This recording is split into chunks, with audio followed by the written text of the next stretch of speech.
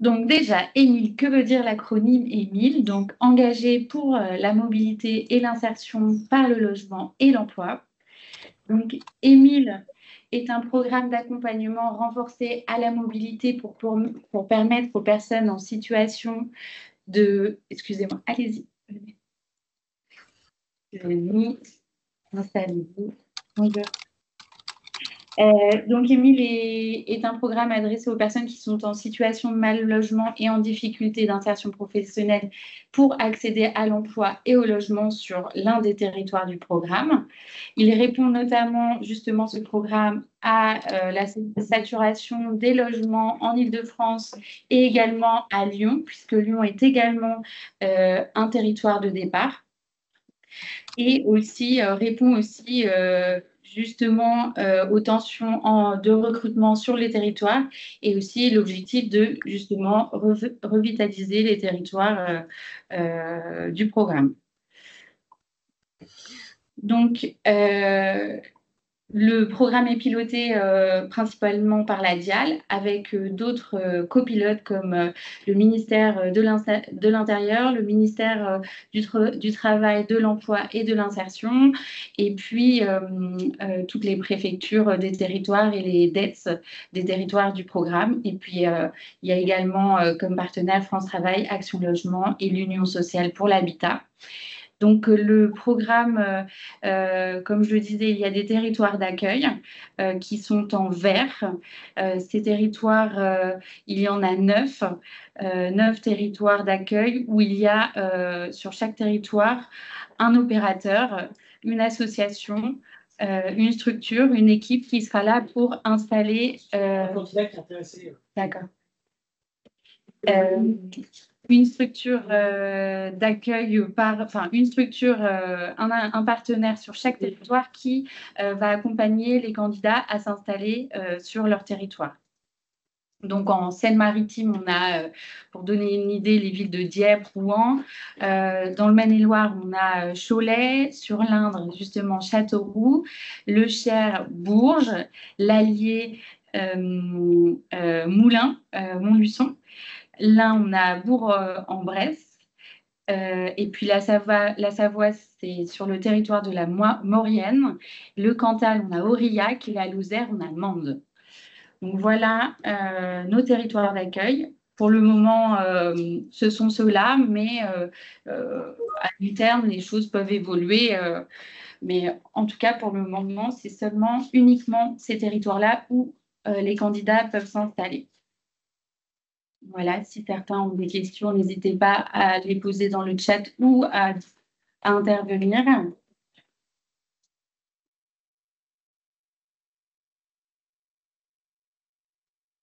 Donc, pour qu'un candidat puisse candidater sur le programme 1000, il y a déjà le candidat doit être volontaire à la mobilité, à ce projet de mobilité. Il faut que la personne soit majeure.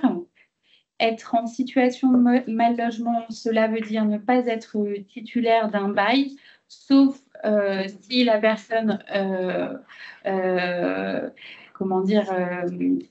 est en situation, si son logement est insalubre, si la personne est victime de violences conjugales ou s'il y a un risque d'expulsion. Donc ça, justement, pour ces cas de figure-là, il faudra bien le justifier par une note sociale et des documents spécifiques. Il faut être à l'aise en français, donc on donne à peu près l'idée du niveau A2. En fait, l'objectif, c'est de pouvoir échanger, de suivre l'accompagnement dans le programme, mais aussi pouvoir s'intégrer sur le territoire d'accueil, pouvoir passer un entretien d'embauche ou un entretien pour postuler à une formation. Donc, ce qu'on demande, c'est au moins pouvoir échanger de façon orale. Il n'y a pas de test à l'entrée du programme, mais c'est vraiment être à l'aise un minimum pour pouvoir se comprendre à l'oral. Et puis, il faut être en difficulté, il faut que la personne soit en difficulté d'insertion professionnelle. Ça veut dire pas de CDI à temps plein, ni de CDD de plus de 6 mois à temps plein. Sinon, pour le reste, si la personne justement est sans emploi, si la personne est en CDDI, en contrat d'insertion, si la personne est en intérim à temps partiel, c'est OK. Et puis, il faut être en situation régulière pour pouvoir justement travailler sur le territoire d'accueil, parce que le programme, c'est vraiment ce qui permettra justement l'installation sur le territoire, c'est l'accès à l'emploi ou à une formation rémunérée. Donc, il faut pouvoir être prêt justement à travailler et avoir justement des papiers en règle pour travailler.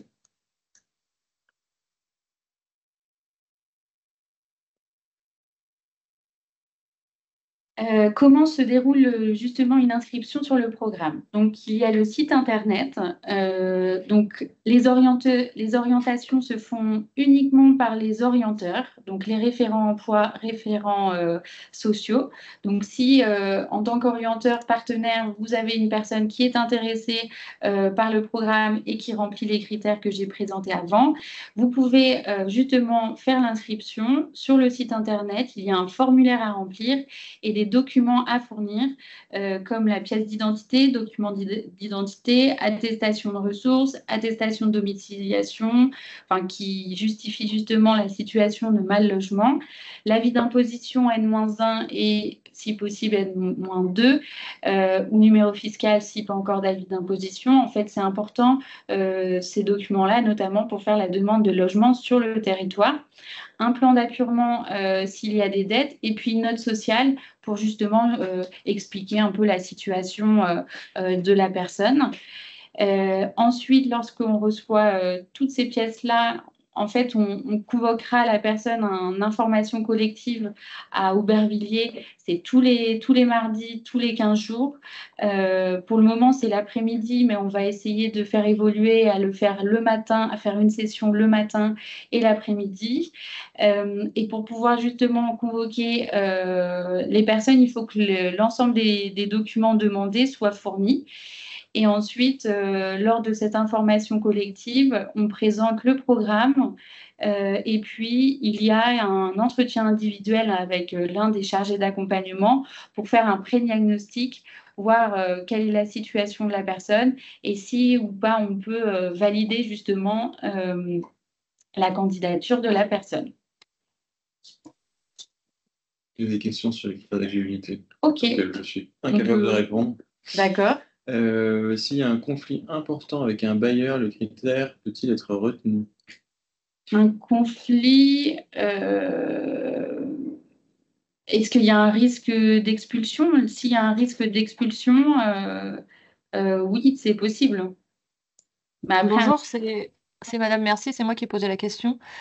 En fait, j'ai un cas là que je voulais vous orienter. C'est le bailleur, il se croit un peu tout permis, c'est un bailleur privé. Il envoie des SMS à la personne en disant vous devez quitter les lieux dans une semaine parce qu'il y a des nouveaux locataires qui arrivent. Alors, chose qui est impossible, hein. Donc la dame, elle est suivie par la DIL, elle est orientée vers la DIL et il y a tout un accompagnement. Mais du coup, c'est vrai qu'au niveau du logement, c'est compliqué, quoi. Mhm. Et la dame serait d'accord pour changer de région, notamment sur la région de la Seine-Maritime, et elle est sans emploi.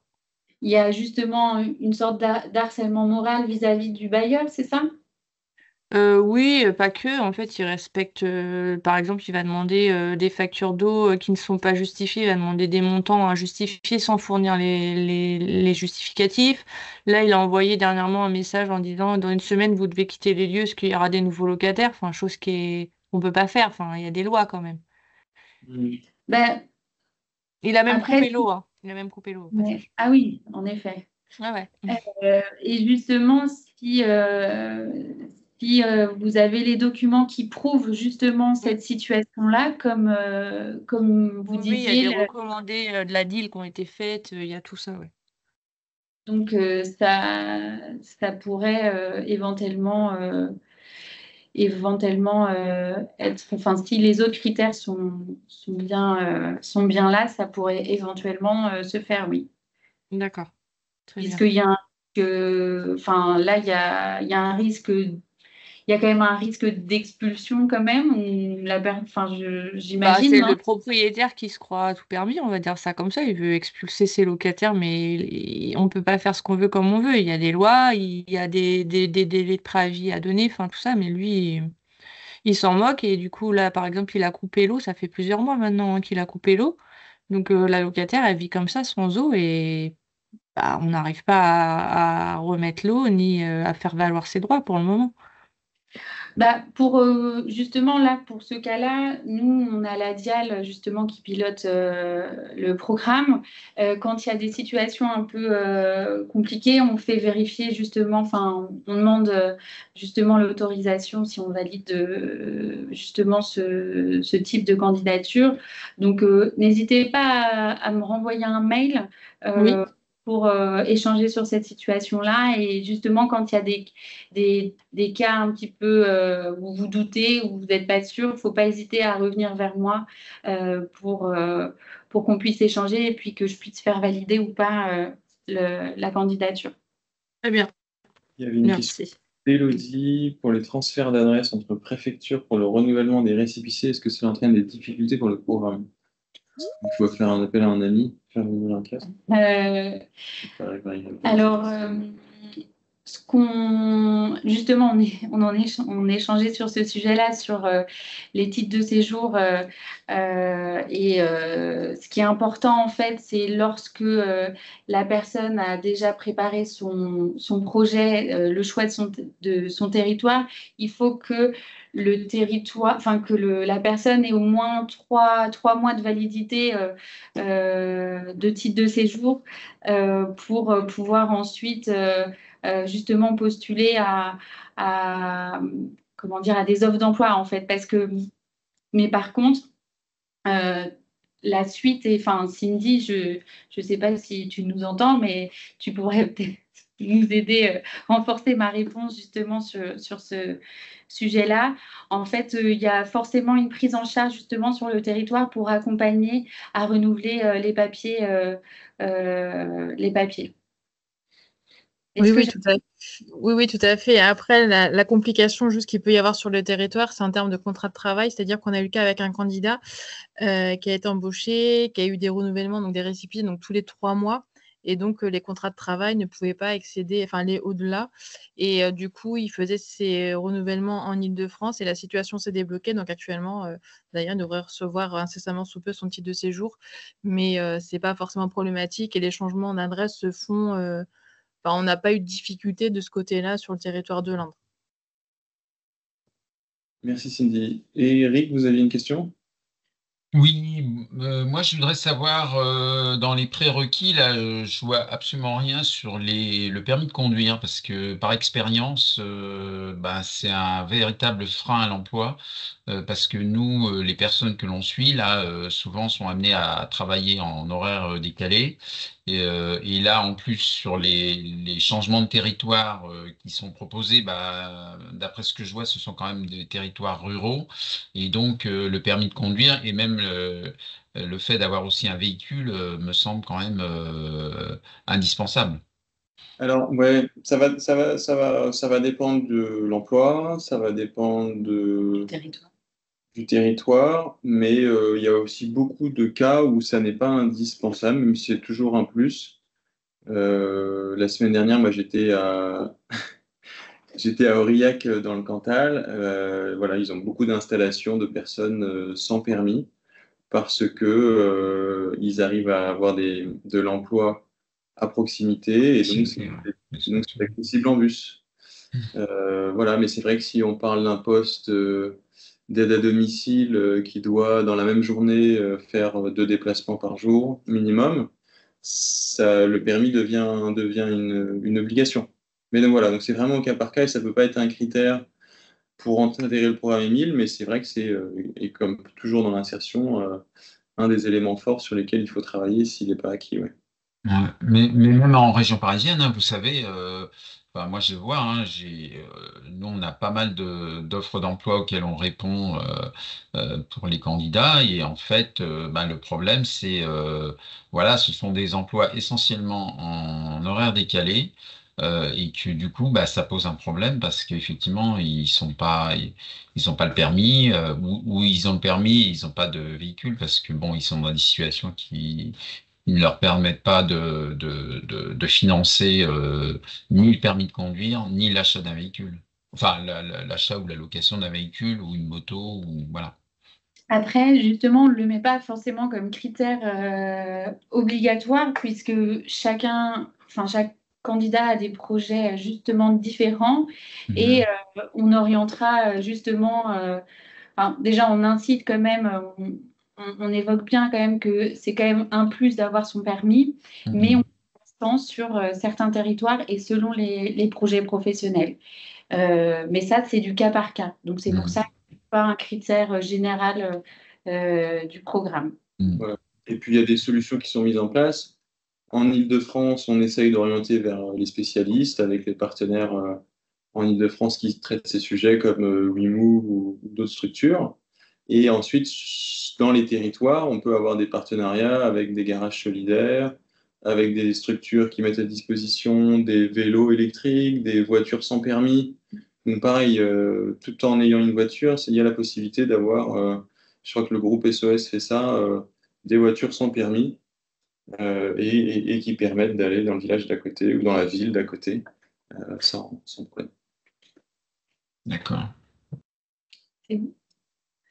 Ok, alors du coup, pour revenir sur le parcours, donc lorsqu'un candidat est inscrit sur le programme Émile, il y a un accompagnement de maximum 6 mois qui se déroule en Île-de-France, notamment à Aubervilliers dans nos locaux, où les chargés d'accompagnement vont proposer justement un accompagnement individuel et aussi de l'accompagnement collectif à travers différents ateliers. L'objectif de cet accompagnement, c'est de choisir justement sur quel territoire le candidat souhaite s'installer et aussi de choisir aussi sur quel métier ou formation le candidat souhaite s'investir. Voilà pour ça. Et puis, lorsque le candidat justement a choisi son territoire et a validé et a choisi son territoire et choisi son projet professionnel, il y a justement une visio avec le territoire choisi pour justement présenter son projet.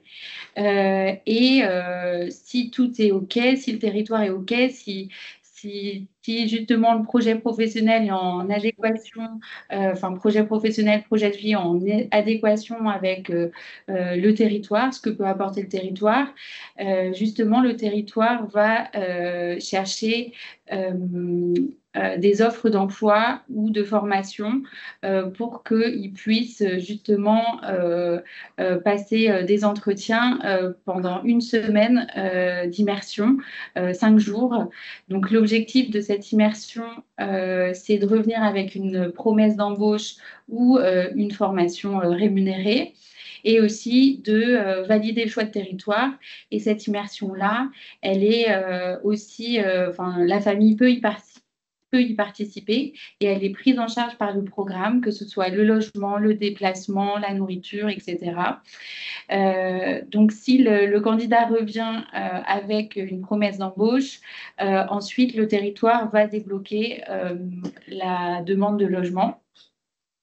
Et parfois, le logement, ça sera un logement transitoire, le temps de trouver le logement définitif, mais ça dure, Cindy pourra en reparler, mais ça peut durer un mois, c'est assez rapide d'accéder au logement définitif, entre guillemets. Et justement, on a donc lors de l'installation un accompagnement de l'équipe du territoire pour justement orienter la famille ou le candidat à aller vers les structures sociales pour pouvoir s'intégrer, tout ce qui est questions administratives aussi. Et ça, c'est un accompagnement de 6 mois. Et aussi, si par exemple le candidat, il a commencé son travail, mais finalement, ça se passe pas bien, l'équipe sera là justement pour l'accompagner vers un autre projet professionnel, voilà, pour assurer justement une intégration durable sur le territoire, pour sécuriser justement les parcours. Il y a cet accompagnement de 6 mois après l'installation. Voilà.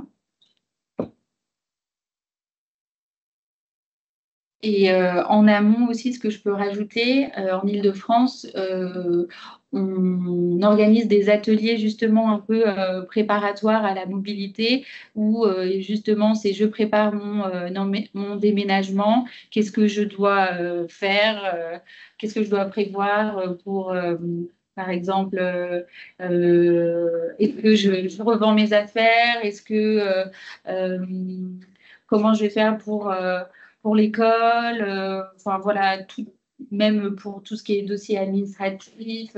Il y a des ateliers justement qui sont mis en place pour préparer justement les candidats au déménagement. Et puis aussi un atelier, je prépare mon entretien d'embauche. Donc là, c'est pour préparer justement à l'immersion, à aller voir des employeurs. Donc, quelques chiffres de 2023. Donc, il y a eu presque 1000 demandes d'inscription enregistrées. 291 demandes ont été éligibles.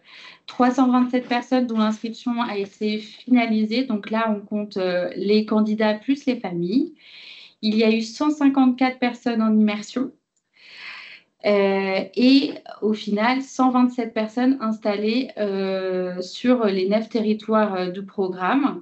Et donc, cela veut dire qu'après l'immersion, 80% des personnes s'installent sur le territoire. Donc, c'est un taux de transformation qui est plutôt positif, puisque si les candidats arrivent jusqu'à l'immersion, il y a une très forte chance que l'installation se déroule comme prévu.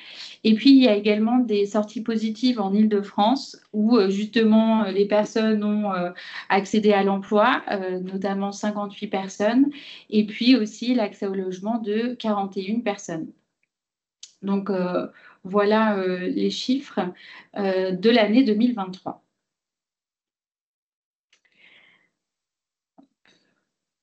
Donc, ouais, moi j'ai une question là. Oui. Oui, sur le logement, là, comment ça fonctionne? Parce que, enfin, bon, moi, je vois toute la difficulté qu'on a pour trouver des logements pour les personnes que l'on suit, là. Donc, souvent, ce sont des gens qui sont vraiment dans des logements précaires, là, enfin, en tout cas en région parisienne. Donc, vous avez enfin, vous avez cité, je sais plus quel organisme, mais bon, parce qu'il y a quand même une réelle difficulté, quand même, en France, de trouver quand même du logement social abordable, quoi. Donc, je me pose sur la question. Les territoires ont comme en Ile-de-France, des liens avec. Enfin, moi, après, je vais laisser parler les acteurs qui sont présents dans la réunion, mais on des liens avec les structures, les bailleurs sociaux, etc. Et il se trouve que les délais d'attente sont nettement moins longs, tout simplement.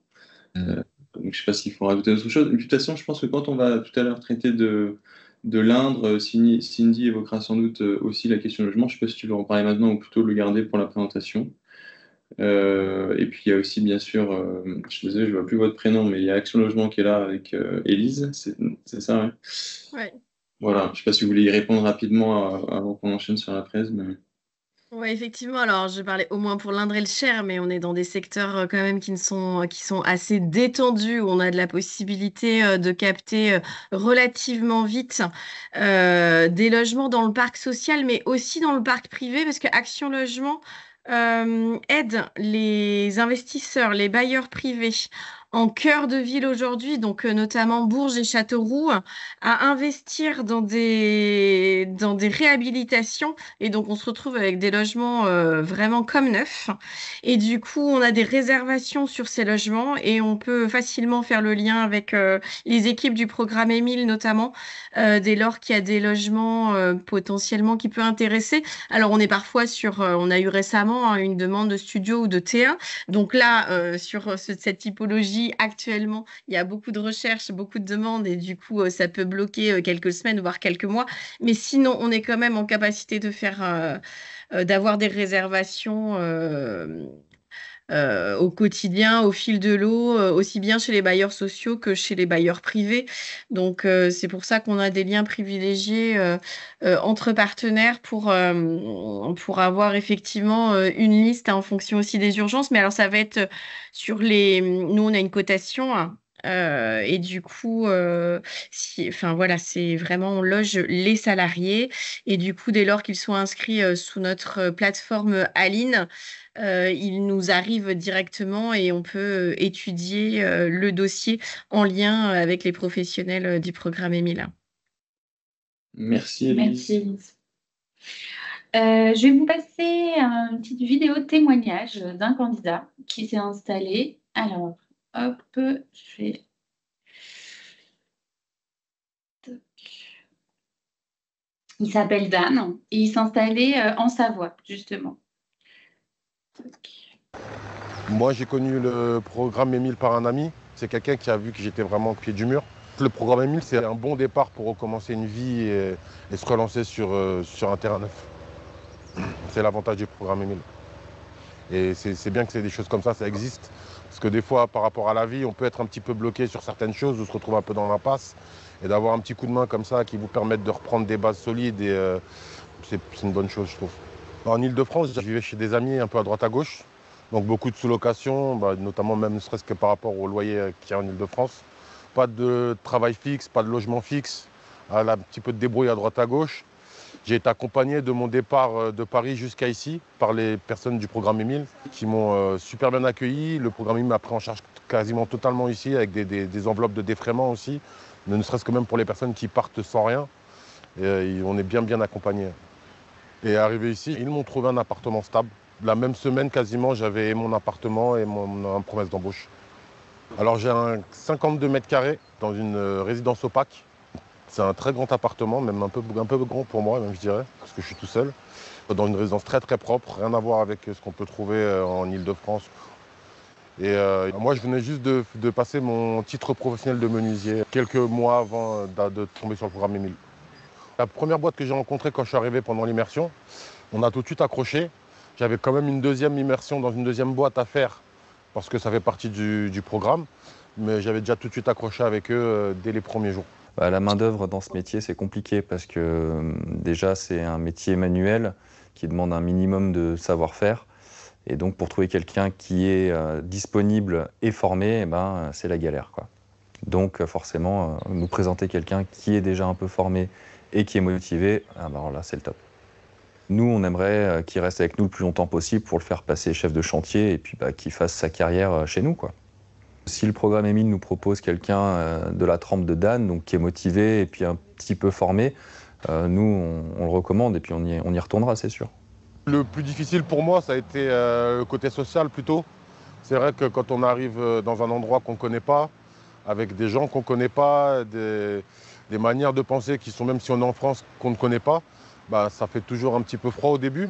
Alors comme je disais, j'ai de la chance d'être tombé sur une entreprise de petits artisans très familiale, qui fait que ça a pallié un peu à ce manque de sociabilité, je vais dire, qu'on peut trouver quand on arrive dans un endroit et qu'on ne connaît personne. Mais c'est tout. Après, tout le reste, pour l'instant, je suis bien ici dans les montagnes.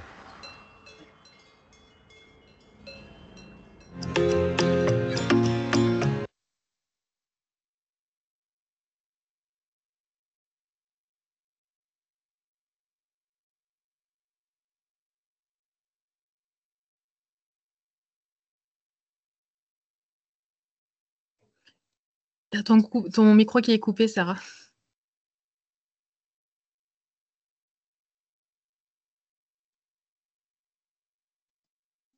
Oui, justement, c'est une vidéo, c'est une partie d'une vidéo justement où sur l'ensemble, c'est une vidéo normalement de 20 minutes où on présente le programme et où il y a justement les équipes du programme Émile et aussi des témoignages. Là, c'est le témoignage de Dan, mais on en a d'autres aussi lors de cette vidéo-là. Donc, je vous invite à la fin du diaporama, il y aura un lien justement où vous pourrez la regarder entièrement si vous le voulez, ou même si, ah ben voilà, Maxime le partage, c'est parfait. Maxime le partage dans la conversation. Si jamais il y a des candidats qui semblent intéressés par le programme, n'hésitez pas à leur passer cette vidéo-là entièrement. Ça présente bien, ça illustre, et puis ça montre un peu les différents territoires, parce qu'il y a des belles images que l'on peut proposer justement aux candidats. Alors, je voulais encore... Juste en termes de timing, pour qu'on soit sûr de tout avoir, il y a Caroline Forestier qui devra partir un peu avant midi. D'accord. Comme il est 11h15, voilà. C'était ça. Je veux juste parler des découvertes des territoires aussi. Donc, le programme Émile, donc on propose aussi aux personnes qui sont inscrites dans le programme et qui ne le sont pas aussi, mais qui relèvent bien de tous les critères du programme, à visiter l'un des territoires du programme. C'est une journée ou parfois c'est sur 2 ou 3 jours. Par exemple, le Cantal, ça va être 3 jours parce qu'il y a tout le voyage. Voilà, il y a une demi-journée de voyage aller, une demi-journée de voyage retour. Donc l'idée, c'est justement de aller voir l'un des territoires du programme, et les candidats ont le droit à une seule journée, découverte des territoires, qui est justement pris en charge par le programme, donc le transport, le logement, la nourriture. Donc il y a un lien justement sur la page que vous voyez, ou si vous voulez vous inscrire un candidat, n'hésitez pas. On vérifiera ensemble les critères d'éligibilité, et puis voilà. Hop. Donc les webinaires, donc aujourd'hui il y a le webinaire spécial Indre et les métiers de l'aéronautique, mais il y a d'autres webinaires justement, vous avez dû le voir, et pour certains vous êtes inscrits à plusieurs webinaires, et donc voilà, vous pourrez justement, vous avez pu voir qu'il y a toutes les dates prévues des prochains webinaires, et puis si vous voulez vous inscrire, vous n'êtes pas inscrit à un autre, n'hésitez pas à vous réinscrire et de vous repositionner sur les autres webinaires, puisque les autres webinaires, il y a les autres territoires qui vont intervenir. Voilà, donc merci à tous. N'hésitez pas à me contacter si vous avez des questions. N'hésitez pas à suivre aussi la page du programme sur LinkedIn.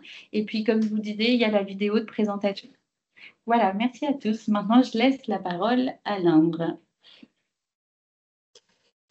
Donc, je propose, donc avant que je fasse la présentation, puisque Caroline doit partir plutôt que prévu. Donc, je vais lui laisser la parole concernant le focus donc, sur les métiers de l'aéronautique, qui vous les présentera mieux que moi. Donc, je te laisse la parole, Caroline.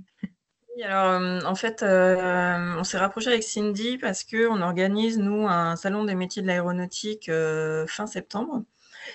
Et on a organisé une journée dédiée notamment aux personnes qui recherchent du travail, puisque nous, on a des besoins, notamment, le gros besoin qu'on a en ce moment, ça va être par exemple sur peintre aéronautique. Et on a l'entreprise qui organise des sessions de recrutement et qui forme en fait les peintres aéronautiques, puisqu'ils ont du mal à trouver ce genre de profil. Donc avec Cindy, on s'est dit que ça pouvait être peut-être quelque chose qui pourrait intéresser des personnes en Île-de-France. Les compétences, on va dire, qui sont attendues, c'est surtout de la rigueur et puis et puis d'être motivé, puisque derrière, il y a la formation qui est faite. C'est une formation qui est rémunérée. Soit la personne, elle est inscrite à Pôle emploi, enfin France Travail, pardon, soit elle est inscrite dans une agence intérim. Et donc, il y a tout un parcours de formation avec derrière une immersion en entreprise.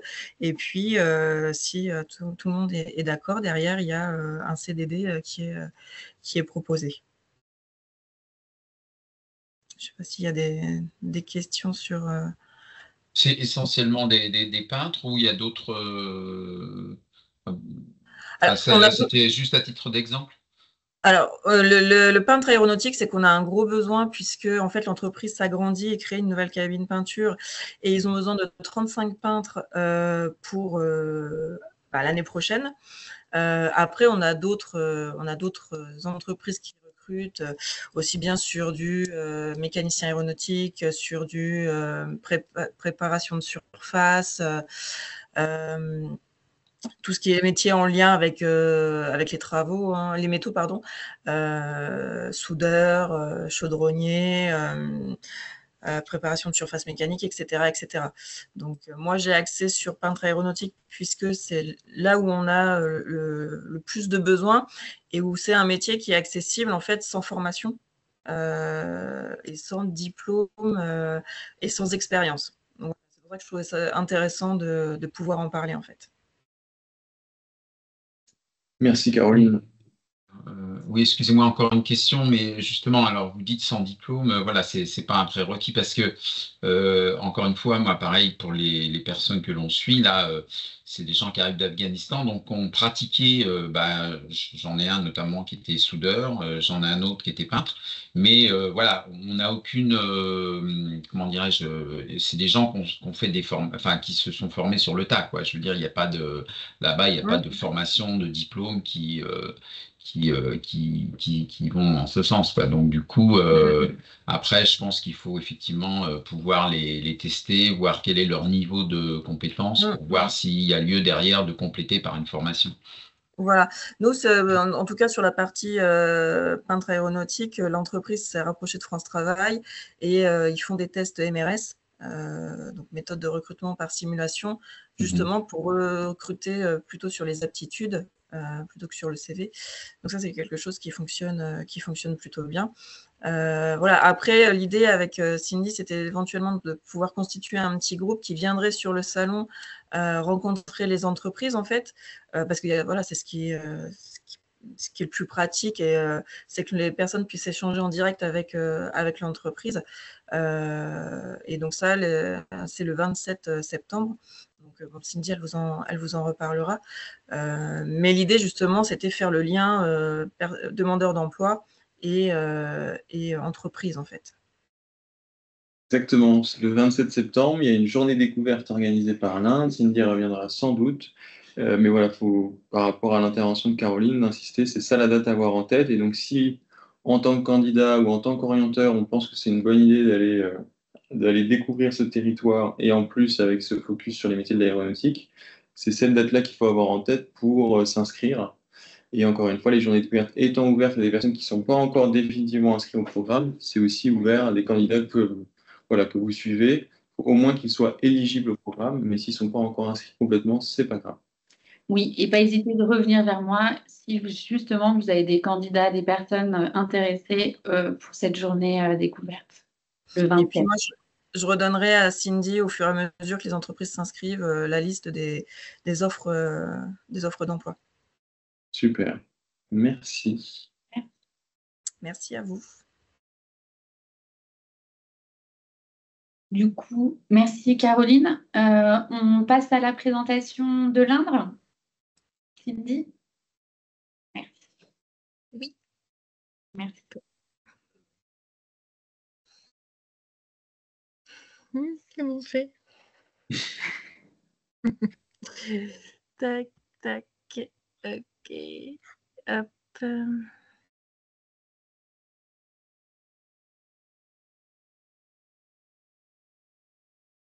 Est-ce que vous voyez tous et toutes? Oui, c'est bon. Merci. Donc là, je fais une présentation que je fais principalement aux candidats pour présenter le territoire de l'Indre et aussi aux orienteurs. Je trouve que c'est intéressant puisqu'on a pas mal de retours des candidats qui ont été suivis par des orienteurs et qui ont tenté, qui ont cette idée que l'Indre, c'est la campagne et qu'il n'y a rien pour vivre et que les candidats vont s'y perdre. Alors que pas du tout. Donc là, en quelques chiffres, il y a 348 établissements scolaires, il y a 66 000 associations loisirs et culturelles, il y a 27 gares, un aéroport et 98 km d'autoroutes gratuites. Il y a 12 établissements de santé et concernant le lieu d'accueil pour les enfants, il y a 30 crèches et 170 centres de loisirs. Donc, si vous avez des questions, n'hésitez pas à m'interrompre. Vous avez une gare TGV, excusez-moi. Non, vous êtes relié au TGV à Paris, non? Alors, pas le TGV, mais on a une ligne directe Châteauroux-Paris en 2 heures de train. D'accord. Donc, ce qui est très rapide, voilà. Donc justement, on en revient. L'Indre, on est plutôt bien situé parce qu'on est au centre de la France.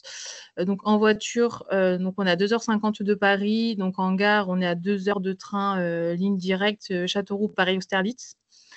On est à 3h10 de La Rochelle, donc de la mer, et on a 2h50 de la montagne, pour le ski, pour l'hiver.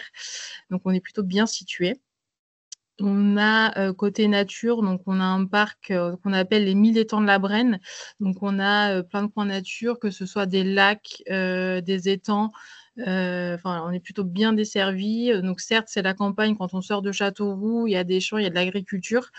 Et justement, c'est divers et varié. Donc il y a plein de choses à faire, des randonnées, etc. Donc c'est plutôt... il y a plein de choses. Pour les familles, c'est plutôt très intéressant et on a plutôt des très bons retours sur ce côté-là. Concernant le transport, comme je vous ai dit, il y a l'autoroute qui est gratuite et on a à Châteauroux Métropole, nous avons les bus de ville qui sont gratuits. Donc tout à l'heure, effectivement, on parlait de la mobilité. On a les bus qui sont gratuits, qui desservent des zones commerciales aux alentours de Châteauroux. Donc pour les familles ou les personnes qui n'ont pas le permis, s'ils veulent faire des magasins, les courses, les bus gratuits, c'est plutôt très très bien. Et concernant l'emploi aussi, donc effectivement, la problématique qu'on rencontre comme partout, c'est qu'effectivement, quelqu'un qui veut travailler de nuit, qui a des horaires de nuit ou des horaires dans la restauration tard le soir, effectivement, là, à cette heure-ci, comme partout, il n'y a pas de bus. Donc, il faut qu'on trouve une autre solution. Nous, dans le département de l'Indre, on a une association qui s'appelle Mob d'Emploi qui font la location de vélos de 2 roues, de scooters. Donc ça, on a eu pas mal de candidats qui ont fait appel à cette association, dont un candidat, je sais qu'il a le permis et la voiture, mais il loue quand même un vélo pour se rendre sur son lieu de travail, puisque tout est, en 15-20 minutes, on peut se rendre sur son lieu de travail sans problème, même si c'est un petit peu en dehors de Châteauroux. Et en rapport qualité-prix, c'est une 30aine d'euros par mois, donc ce qui n'est pas très excessif. Et il y a beaucoup de candidats qui optent pour cette solution-là. Après, nous avons des cars, donc là, en l'occurrence Rémy, donc Centre-Val de Loire, donc qui permettent, donc c'est sur des plus grandes lignes, par exemple Châteauroux-Tours ou Châteauroux, Tours qui est en Indre-et-Loire. Mais il y a des villes, ça passe par des villes de campagne, donc les gens peuvent quand même se rendre au travail par l'intermédiaire de ces cars-là. Pour les jeunes, il y a des prix, pour les moins de 25 ans notamment. Donc, il y a quand même pas mal de transport, de solutions de transport sur le département de l'Indre. Mais encore une fois, effectivement, avoir son permis et la voiture, surtout pour des métiers comme l'aide à domicile. Donc, je pense que Flora, tout à l'heure, nous fera un petit rappel sur ce métier-là. Il est demandé d'avoir le permis et le véhicule. Après, si on veut circuler, découvrir vraiment le département de l'Indre de fond en comble, le permis, c'est quand même un plus, et d'avoir un véhicule, c'est forcément un plus. En termes de loisirs, il y a pas mal de choses, donc tout ce qui touche sur la culture, par exemple, on a le festival d'Arc tous les ans.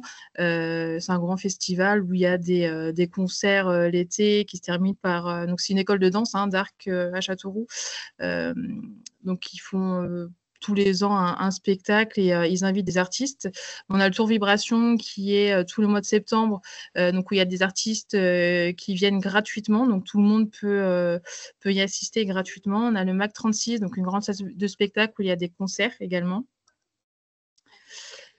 Concernant le coût de la vie dans le département de l'Indre, donc le salaire dans l'Indre est inférieur à celui de l'Île-de-France, mais le coût de la vie, pardon, il est plus attractif. Donc après, je ne vais pas rentrer dans les détails de cantine scolaire. Après, ça dépend du quotient familial. L'alimentation, voilà, c'est une moyenne nationale. Voilà, pour une famille de, je crois que c'est 1 ou 2 personnes, c'est 180 €. Voilà. Donc en Ile-de-France, voilà, le panier il est à 183 € et dans la région centre, 179 €. Donc on voit quand même que c'est un petit peu moins cher. Concernant le logement, donc Élise, tu me stops si je dis des bêtises. En moyenne, c'est des moyennes, donc les T1, donc studio T1, c'est en moyenne 300 €, T2 400 €, T3 500 et T4 600 €. Effectivement, après, ça dépendra du lieu de l'habitation, ça dépendra, voilà, si c'est du privé, du social, mais c'est à peu près une moyenne. J'essaie de faire à peu près une moyenne concernant le prix du logement. Et encore une fois, voilà, les transports sont gratuits grâce au bus de ville. Voilà, et dire aussi peut-être juste qu'on a du logement individuel, de la petite maison aussi qui est tout à fait abordable. Tout à fait. Tout à fait. Et concernant, voilà, tout à l'heure, les questions qui pouvaient se poser sur le logement, donc principalement, donc, nous, on passe, enfin, tous les candidats qu'on a sur le département de l'Indre qui sont installés, donc on est passé par les bailleurs sociaux ou là, peut-être, Action Logement aussi depuis peu. Mais on n'est pas, voilà, on peut aussi passer par le privé. Donc, on a eu 2 candidats qui ont été dans le privé avec qui ça s'est très, très bien passé. Donc voilà, on n'est pas fermé que sur le social. On fait, et il y a beaucoup de logements dans le privé, hein, parce que tout le monde se jette sur le social, mais dans le privé, il y a aussi beaucoup de logements. Donc il n'y a pas de problématique. À ce jour, on ne s'est pas vu refuser un candidat parce qu'il n'avait pas de logement. Voilà. Et Action Logement intervient, hein, dès lors qu'on est sur un candidat salarié, pour la garantie, de loyer et cetera. Vous avez notamment la garantie Vidal qui est complètement gratuite. Donc on aide, au quotidien les salariés à monter le dossier, voilà, pour l'éligibilité d'une part, bien entendu, et ensuite, le rassemblement des pièces, justificatives. Oui, tout à fait. Merci, j'avais oublié ce petit détail. Pas de souci.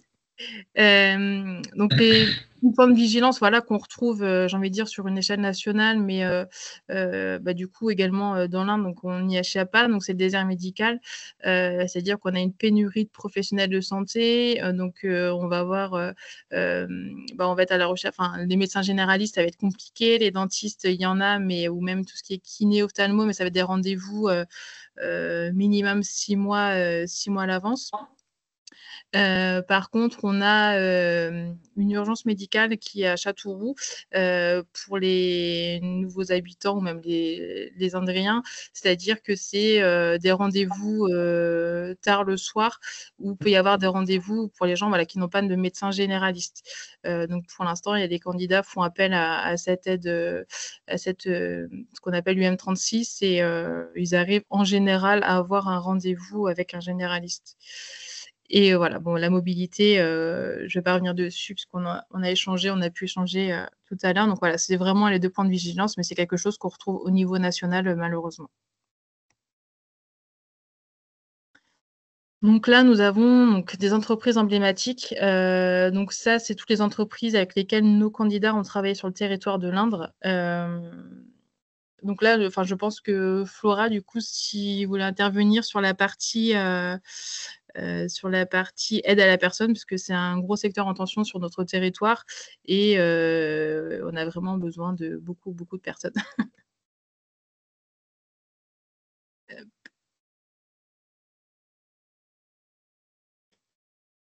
Ah oui, mais Flora n'a pas de micro, c'est vrai. Mince.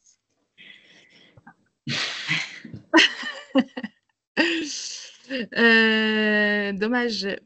Bon, je vais continuer, puis on reviendra dessus par la suite. Après, s'il y a des infos, vous les mettre dans la petite conversation, comme ça on pourra revenir dessus par la suite dans ce cas-là. Hop, je repartage. Donc voilà, donc principalement, voilà, nous on a des besoins donc dans l'aide à domicile, dans la maroquinerie aussi, c'est des secteurs qui recrutent. Dans la restauration, hôtellerie-restauration, après on retrouve à peu près les mêmes secteurs un peu partout, hein, et notamment dans l'aéronautique, secteur, voilà, comme a dit Caroline dessus. Donc c'est pour ça qu'on essaye de se rapprocher de ces secteurs et pour essayer de faire, enfin voilà, pour essayer de pallier au recrutement justement. Et c'est pour ça qu'on organise donc le 27 septembre une journée découverte. Et on organise plusieurs dans l'année, donc c'est nouveau de cette année. On essaie d'organiser vraiment des journées de découverte liées à un secteur d'activité. Par exemple, sur l'Inde, on va se baser sur des job dating. Par exemple, va y avoir des job dating que sur la maroquinerie, va y avoir des job dating que sur les hôtels-restaurants, l'hôtellerie-restauration, pardon, et on essaye de faire venir des candidats donc, qui ne sont pas encore inscrits sur le programme, mais sur des candidats qui peut-être ont envie de découvrir ces territoires, qui n'ont pas l'occasion en Île-de-France, qui ont quand même en tête un projet de mobilité.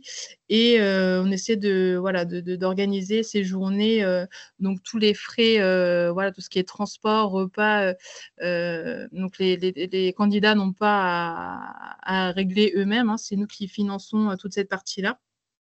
Et donc, on profite de ces journées voilà, pour faire découvrir des candidats qui ont un souhait, par exemple, de travailler dans l'hôtellerie-restauration, qui ont un projet de mobilité, mais de faire une rencontre directement avec les entreprises pour qu'il y ait un échange direct. Et suite à ça, donc, ils s'inscrivent au programme. Et puis, il y a la semaine d'immersion qui permet de faire une PMSMP, une découverte entreprise, peut-être 12 entretiens, de passer des tests. Enfin, voilà, tout est envisageable sur cette semaine d'immersion au sein du programme Émile. Une question encore, s'il vous plaît. Le secteur de l'aéronautique, là, représente combien d'entreprises environ? Alors, je n'ai pas la liste définitive des entreprises. Je ne sais pas si Caroline est encore là ou pas, parce que je ne vois pas. Parce que je sais qu'il y a sur l'aéroport de Châteauroux, là, il y a des entreprises, notamment pour la destruction d'avions. Voilà, donc après, est-ce que en dehors de ça, il y a des entreprises qui travaillent peut-être pour Airbus ou des choses comme ça, mais qui ne sont pas forcément installées d'ailleurs sur l'aéroport de Châteauroux? Non, il n'y a pas. On a Safran qui est du côté d'Issoudun. Il y a donc on a Satis qui est situé donc là pour le peintre aéronautique notamment. Donc c'est on a Spema qui est du côté d'Issoudun. Donc il y a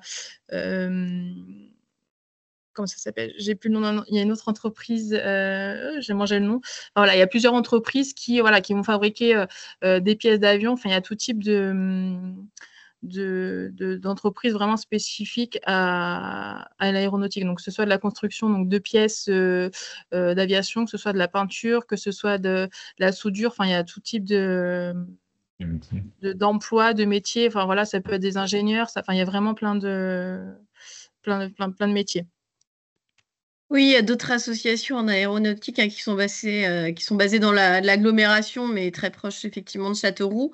Et puis il y a l'association Aérocentre qui regroupe, alors ça c'est à l'échelle de la région Centre-Val de Loire, mais du coup qui regroupe au moins 136 entreprises aux dernières nouvelles. Mais pareil, à l'échelle de la région Centre-Val de Loire, pardon, et qui effectivement agit pour essayer d'attirer au moins des professionnels sur ce secteur. Donc cette association, elle est basée à côté de l'aéroport, à Déol. Donc effectivement, on a aussi cette possibilité de passer par eux. Il y a un site internet qui regroupe des offres d'emploi et des stages aussi. Ouais, Oui, c'est-à-dire qu'en termes de formation, il y a de la formation aussi dans l'Indre concernant les métiers de l'aéronautique. Et le site, je crois que c'est Air Emploi, si je ne dis pas de bêtises. Voilà, tous les métiers sont regroupés et, avec les fiches métiers, etc. dessus. Et sur le salon, il y aura 20 stands d'entreprises. Et une des entreprises, c'est Satis, quand je regarde un peu sur le prospectus de présentation du salon. Oui, ça y aura Satis, Valère, qu'est-ce qu'il va y avoir d'autre? Indra Aero, Spema, Safran, et j'ai pas toute la liste des entreprises, mais oui, c'est ça, il y en a une vingtaine à peu près. Et les centres de formation aussi qui seront présents, comme l'AFPA, l'AFPI, Aircraft Academy, le lycée Blaise Pascal, enfin voilà, et plein d'autres centres de formation. Ok. Donc là, voilà, donc, la ville de Châteauroux, donc c'est voilà, des petites images. Donc on a un grand parc en plein centre de la ville de Châteauroux. Donc ça, notamment, les candidats, ils tombent amoureux de ce petit coin de paradis en pleine nature, voilà, en plein centre-ville. Donc pour les familles, voilà, ça les rassure de voir qu'il y a plein d'activités pour les enfants, et puis même pour les parents. Donc voilà, donc le château Raoult qui a donné son nom à la ville de Châteauroux. Donc tous les samedis matins, on a un marché avec des producteurs locaux, des produits locaux. Hop, je passe un petit peu vite sur ça, parce que ça, c'est vraiment une présentation que je fais pour les candidats. Et voilà, après, on peut échanger dessus, il n'y a pas de souci. Donc, on a une équipe de foot à Châteauroux. On a un centre aquatique qui est quasi tout neuf, donc un grand centre aquatique, pardon, où il y a un côté spa, bien-être. On peut faire des enfants, enfin, on peut y avoir des activités de natation, voilà.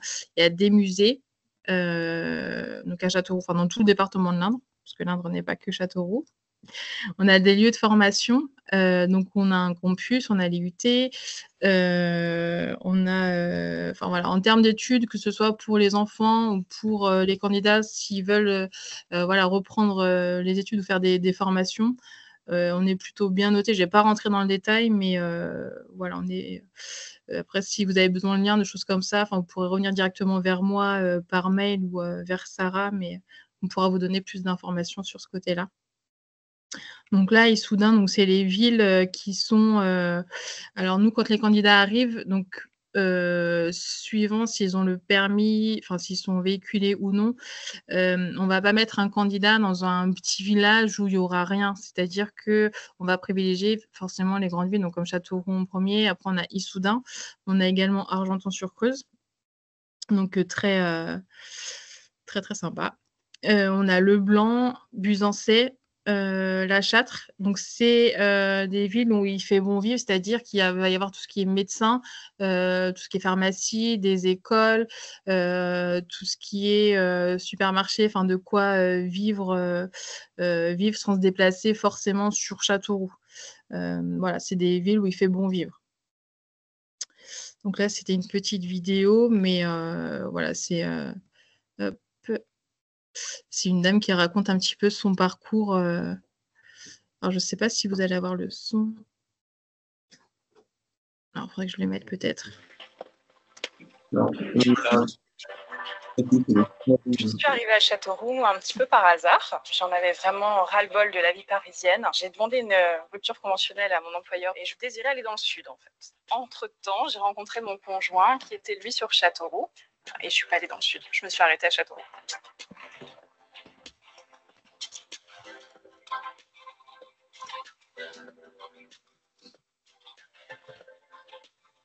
Quand je suis arrivée à Châteauroux, j'ai trouvé une ville très accueillante, une ville jolie et agréable. Il n'y avait pas cette sensation de foule en permanence. Je ne m'attendais pas à un accueil aussi poussé de la ville de Châteauroux. Tout un système de personnes qui vont être là pour nous orienter, que ce soit sur la ville, mais aussi les services, l'emploi, tout ce dont on a besoin en fait quand on arrive dans une ville et qu'on s'installe. L'endroit qui m'a un petit peu charmée, c'est la place Monestier. On a une ambiance un petit peu particulière avec des terrasses, des restaurants. La pierre est assez blanche, assez claire, il y a une jolie fontaine. On aime flâner sur la place Gambetta qui vient d'être faite, qui est très agréable. On a une place complètement dégagée avec tout un parterre floral qui a été réaménagé. L'été, je ne manquerai pour rien au monde le marché nocturne qui est organisé par la ville, où on retrouve tous les producteurs locaux qui proposent de la cuisine sur place. Châteauroux dispose de jolies ruelles assez anciennes. On a la rue Grande qui détient les vestiges du passé de Châteauroux. On a notamment le château Raoul qui est en plein cœur de Châteauroux et qui est un des monuments historiques de la ville. Le couvent des Cordeliers qui est à voir, qui est très joli. Le musée Bertrand, qui est un musée en centre-ville de Châteauroux, qui permet effectivement de découvrir l'histoire du patrimoine castelroussien. Le midi, j'aime beaucoup aller déjeuner au restaurant Jeux Debout. C'est un restaurant qui m'est cher. On a une cuisine qui est très travaillée. Le cadre est très agréable. On aime beaucoup aussi le concept store Jardin d'Ombre qui propose des fleurs, comme le nom le suggère, mais également un salon de thé très agréable, très intimiste. On a le magasin également Balthazar qui va proposer des éléments de décoration, des gadgets du quotidien. Pour tout ce qui est sport ou balade, c'est vrai qu'on a le joli parc de Belle-Île qui est très étendu. On a un plan d'eau où on peut facilement se baigner, faire du pédalo ou encore du kayak ou même pêcher. J'aime bien aller en famille à l'étang de Belle-Bouche, qui n'est pas très très loin de Châteauroux. Il y a aussi le lac des Guzons, un petit peu plus loin. Pour faire les boutiques, on va avoir la rue Victor Hugo qui va proposer bon nombre d'enseignes classiques et un petit peu de concept store également. Et celle-ci va déboucher sur la place de la République. Tous les samedis matins, il y a le marché à Châteauroux qui va s'étendre dans le centre-ville. Sur Châteauroux, on dispose de la salle de spectacle Equinox, mais aussi du MAC 36, qui sont tous deux des grandes salles permettant d'accueillir du théâtre, des concerts, des spectacles de danse. On a un programme qui est assez riche tout au long de l'année. On a pas mal d'entreprises qui recrutent dans divers secteurs d'activité, notamment l'entreprise Balzan qui est assez connue sur la région, des entreprises de marque de luxe, dans l'aéronautique également. Châteauroux, on y arrive, on est surpris, puis on y reste.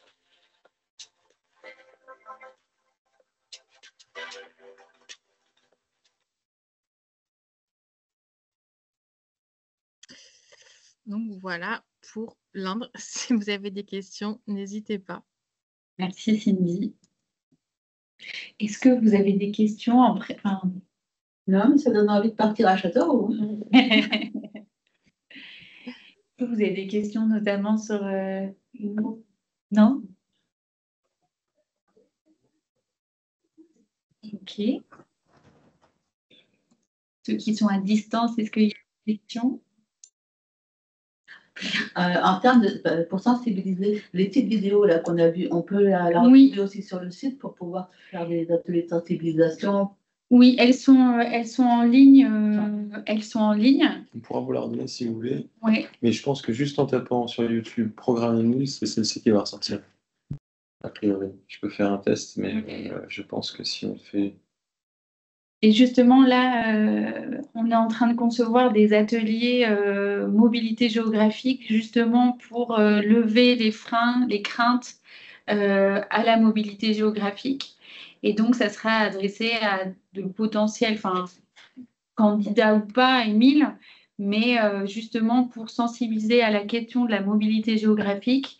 Et justement, là, une fois que ça sera, on est en train de finaliser la conception, on va le tester en interne au sein d'ARES et puis avec des partenaires. Et puis l'idée, ça serait de proposer cet atelier sous forme de kit et que les partenaires puissent se l'approprier et l'animer aussi de façon autonome auprès des personnes que vous accompagnez. Parce que justement, je pense que c'est peut-être la difficulté aujourd'hui pour vous de passer au-dessus de ces craintes-là et qu'ils aient cette envie de partir de l'Île-de-France. Ouais. Ok, très bien. Sachant juste, je voudrais préciser, une fois que les candidats quittent l'Île-de-France, nous, on est sur les opérateurs principaux sur les territoires, c'est-à-dire que les candidats ne sont jamais seuls, on les accompagne, que ce soit pendant la semaine d'immersion, on est 5 jours avec eux non-stop. On les accompagne s'il y a des PMSMP en entreprise, admettons, on les accompagne le matin, on les récupère le soir, on les raccompagne à l'hôtel. Voilà, on est vraiment avec eux et sur la suite des événements, donc entre l'immersion et l'installation, pareil, on est en relation avec l'équipe d'ARES donc avec les chargés d'accompagnement, et on fait le point pour que tout se passe au mieux. Ils sont jamais seuls, et quand ils arrivent sur le territoire, pareil, tout ce qui est déménagement, ou emménagement du coup, on est là le jour J, on les accompagne, on les aide. Enfin voilà, ils sont jamais seuls, on est toujours avec eux, et toutes les semaines, enfin je sais que les candidats, nous on fonctionne beaucoup avec WhatsApp, mais j'ai des nouvelles des candidats toutes les semaines et ils sont jamais seuls. Et ça, je sais que ça peut être difficile pour quelqu'un qui quitte l'Île-de-France, une région où peut-être peut y avoir de la famille ou personne, mais d'avoir un point repère sur un territoire, je pense qu'il faut les rassurer aussi de ce côté-là en disant que voilà, ils sont jamais seuls. Nous, on est toujours là avec eux, donc évidemment, sauf le dimanche ou le soir à minuit, mais voilà, on les accompagne beaucoup, et s'ils ont une problématique, etc., bah, on est là, quoi. Mais justement, à ce propos, je voudrais relever, c'est que nous, la crainte qu'on a au niveau des personnes que l'on suit, les personnes afghanes, là, c'est justement une des hésitations qu'ils ont pour justement quitter Paris et partir en province, c'est justement de se retrouver isolés, quoi, parce que souvent, ce sont des hommes seuls à 90%. Et que du coup, ils aiment bien se retrouver entre eux. Ça leur permet d'échanger, d'avoir des nouvelles aussi de la famille, etc. Et puis de discuter dans leur langue, etc. Et donc ça, c'est vraiment une crainte qu'ils ont de partir comme ça et dire oui, mais est-ce que je vais retrouver d'autres personnes de la même origine voilà, parce que je sais que dans les grandes villes, il y a quand même des associations qui existent. Dans les petites villes, c'est moins vrai, quoi. Donc du coup, c'est vraiment une des craintes. Enfin, nous en tout cas, voilà, Mais ça existe quand même. on a ce retour assez fréquemment, quoi. C'est une donnée à travailler un peu. Vous avez raison de le souligner, parce qu'effectivement, ouais, c'est un ancrage qu'on aime retrouver, même lors de ce genre de mobilité, et ça peut être le cas. Donc nous, on a un point de vigilance peut-être. Nous, sur les territoires, effectivement, il y a des communautés, hein, donc à Châteauroux, il y a des communautés afghanes, il y a d'autres communautés voilà, sur Châteauroux. Et nous, au sein du programme EMIL, je sais qu'on essaie on essaie une fois par mois de faire des moments conviviaux, c'est-à-dire qu'on essaie de rassembler. Alors, on ne demande pas à ce que les candidats deviennent amis, mais je sais déjà pour les déménagements, par exemple, il y a des candidats qui viennent instantanément aider. Et donc, du coup, il y a déjà une première rencontre et ils voient qu'il y a une entraide. Et on essaie d'organiser des moments conviviaux, c'est-à-dire qu'on va faire des moments, on va organiser des pique-niques, on va organiser, donc que ce soit la famille, on essaie de s'adapter aussi aux majorités de candidats. Donc, on a plein d'hommes célibataires. On a des mamans, voilà, des familles monoparentales, etc. Et on essaie vraiment parce qu'on sait que la solitude, quand on quitte quelque chose, même nous, si on part sur un territoire, voilà, c'est difficile d'avoir ce lien social. Et on essaie vraiment, on sait que c'est hyper important et presque primordial pour l'intégration des candidats, de ne pas se retrouver seul. Alors, il y en a qui souhaitent, hein, d'eux-mêmes de se retrouver, trouver seul, qui n'aiment pas se mélanger à d'autres personnes et qui n'aiment pas se catégoriser Émile, mais et ils sont libres de toute façon d'avoir ce choix-là, mais on essaie vraiment d'organiser des moments conviviaux et de faire attention justement à ce côté solitude, pour pas que ça casse et qu'ils aient toujours ce lien social. Noureddine, vous leviez la main. Tout à fait, ouais. Alors déjà, je vous remercie pour la présentation très, très claire, très attractive. Moi, j'ai une question très concrète, en fait. On organise régulièrement des instances dans le cadre de l'insertion par l'activité économique, des comités techniques d'animation. Et par exemple, là, le prochain a lieu en octobre, mais il y en aura un autre après. Et ma question, c'est est-ce qu'il est possible qu'une personne du dispositif Émile Paris puisse intervenir dans le cadre d'un CTA en présentiel à Paris, il y a à peu près 110 SIAE, donc ça regroupe un certain nombre d'acteurs de l'insertion, pour donner une vision actualisée d'Émile, parce que c'est vrai qu'on croit tous savoir ce que c'est Émile, mais j'ai pu noter qu'il y a des améliorations, il y a des choses nouvelles. Donc voilà, donc de façon très concrète, c'est quel est le contact pour Paris pour bénéficier un petit peu d'un éclairage, mais directement à l'attention des SIAE parisiens. Eh bien, c'est moi. D'accord, voilà, je vous ai identifié. C'est avec plaisir parce que justement, en fait, le sourcing, enfin avant c'était organisé autrement sur le programme Émile. Avant, il n'y avait pas forcément de sourcing. C'était tout candidat pouvait s'inscrire automatiquement sur le programme.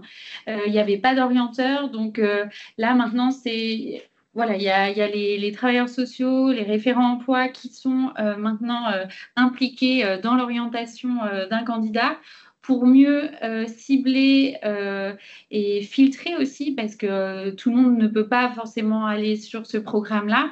Il y a des critères. Donc, on a réorganisé les choses et c'est pour ça qu'en effet, je dis oui tout de suite pour venir présenter. Alors, j'ai bien noté votre nom déjà. Et l'intérêt, ce serait d'élargir au réseau, c'est à France Travail, bien sûr, mais aussi au réseau Pôle emploi, donc Mission locale, Cap emploi, élargir à d'autres partenaires institutionnels qui sont présents dans ces instances, quoi. Oui, tout à fait. Bon, écoutez, j'ai noté votre nom, je reviens vers vous. C'est parfait, avec plaisir. Et notamment, si d'autres partenaires sont intéressés pour que je me déplace au sein de votre structure, je peux venir intervenir auprès des équipes, mais aussi de candidats ou enfin pas forcément candidats, mais de personnes qui justement connaissent pas forcément le programme Émile et si vous identifiez un groupe qui est potentiellement éligible, je peux venir à votre rencontre. Donc n'hésitez pas à prendre mes coordonnées. De toute façon, c'est moi qui vous ai envoyé l'invitation par mail, donc n'hésitez pas à me renvoyer un mail via ce mail. Voilà. Merci. Merci à vous. Bon, excusez-moi, c'est Madame Mercier. Oui, Nous, on a vraiment beaucoup d'orientation Émile, on en fait tout le temps. Du coup, on a toujours des candidats qui sont intéressés. Souvent, c'est la question qui se pose, c'est le choix de la région. Nous, on est en Île-de-France, à Mantes, à la limite de la Seine-Maritime et de l'Eure. Donc souvent, on propose la Seine-Maritime. C'est vrai que nous, on serait très intéressés pour que vous puissiez venir et qu'on cible un groupe directement parce que on est à limite une orientation minimum par semaine et on est 4. Ok. On est vraiment, Émile, on est à fond dessus, nous. Donc, super. moi, je préconise souvent la Seine-Maritime parce que je connais bien, du coup, je peux vendre le produit. Mais c'est vrai que les régions là, de Châteauroux, ça a l'air super attractif, hein. Il y en a sûrement d'autres qui sont top et ça serait vraiment très intéressant qu'on crée des groupes et que vous puissiez intervenir et peut-être proposer toutes les régions en fait. Exactement, on va vous briefer pour que vous puissiez proposer toutes les régions. Ouais. Et oui. Et les candidats, enfin les personnes que vous accompagnez peuvent également participer au webinaire prévu jusqu'à la fin de l'année. Ça aussi, ça peut être un outil d'accord, ouais. pour avoir une présentation de chaque territoire à distance. Ouais, d'accord, ok. Justement, j'ai vu qu'il y en avait 2 sur Rouen prochainement, c'était plutôt intéressant. Donc, au pire, peut-être qu'on fera un atelier collectif où on se connectera nous et on aura des participants. Très bonne idée, ouais. On va voir avec notre chef et puis je vous renverrai un mail pour vous avertir si on a des participants. On peut vous accueillir le groupe dans nos locaux. Hein. Ah oui, le groupe peut venir aussi. Je ne sais pas où vous êtes situé par contre. À mobilité, on y travaille. Je pense qu'Aubervilliers, c'est un peu loin. Okay. Ça serait sûrement mieux en visio. Et après, comme ça, nous, on pourrait reprendre toutes les questions qu'ils ont et vous les envoyer ensuite par mail. Oui. Ça pourrait être une bonne chose. Qu'on a vraiment beaucoup de personnes intéressées, beaucoup de personnes seules qui n'ont pas d'attache, en fait. Donc, ça pourrait être pas mal. On rééchangera et on pourra se rappeler pour voir ce que l'on peut faire ensemble. D'accord, très bien. Merci. Merci à vous, Laura. Ouais, merci pour le partenariat plus.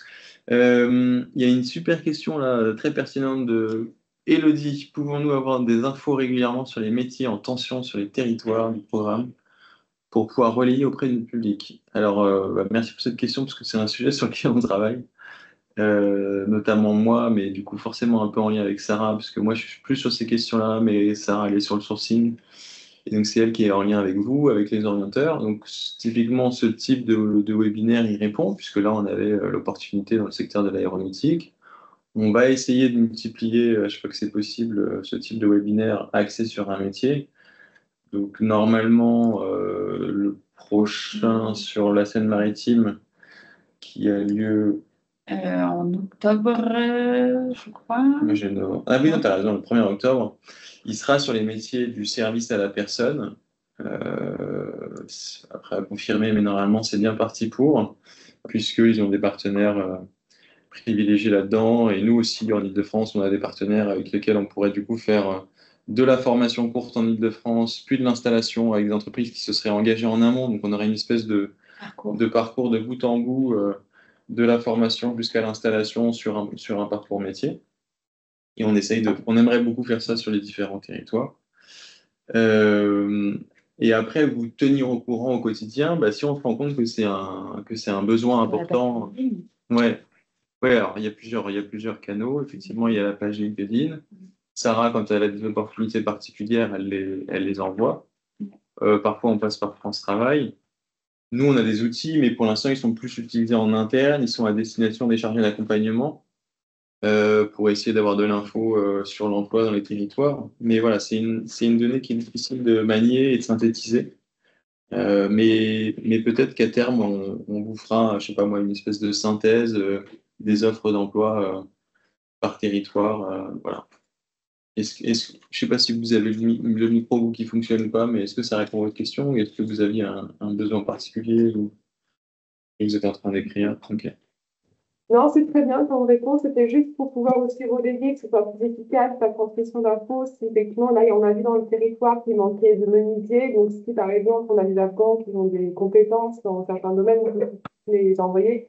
Et s'ils répondent aux critères, effectivement, de la mission. Voilà, merci. Voilà, et juste, pardon.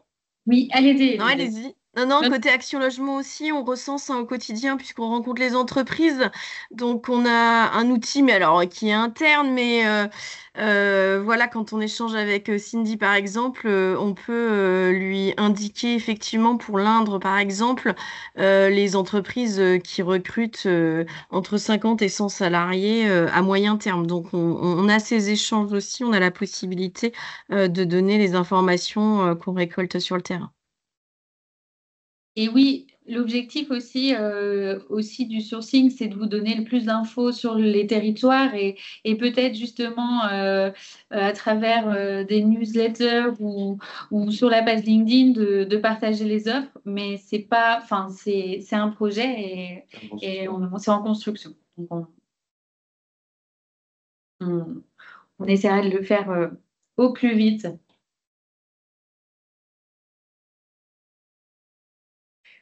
Ok. Très bien. Est-ce qu'il y a d'autres questions?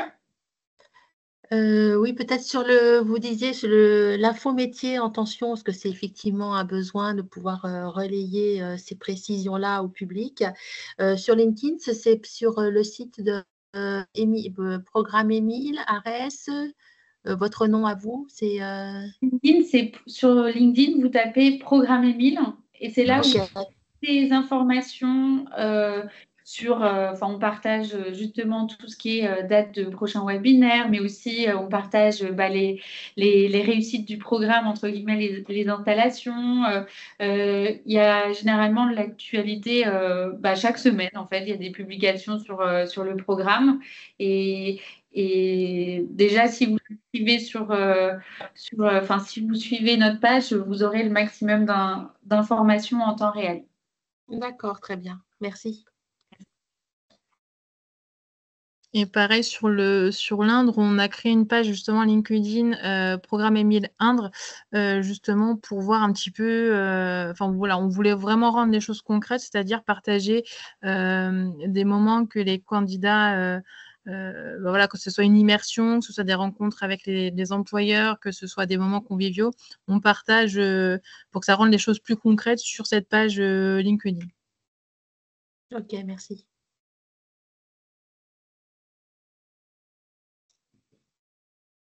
Et pour des événements spécifiques, Action Logement aussi peut se mettre à disposition. Là, je pense au salon aéronautique dans l'Indre.